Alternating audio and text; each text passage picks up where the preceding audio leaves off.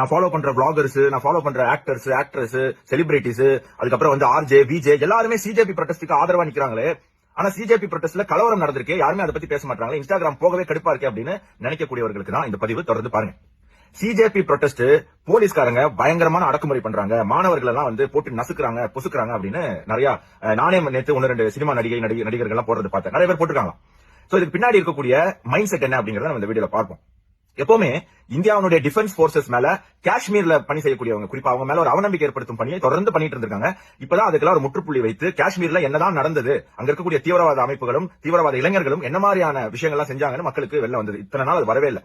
ஆனா நம்ம ராணுவத்துக்கு எதிராக அந்த மாதிரி ஒரு ப்ரொபகண்டா பண்ணது யாரு அப்படின்னா வெளிநாட்டு சக்திகள், குறிப்பா சைனா, யுஎஸ் ரெண்டு பேருமே இந்த வேலையை செஞ்சிருக்காங்க. அதை ஷேர் பண்றவங்க அவங்களுடைய கைக்கூலிகளானா இல்ல.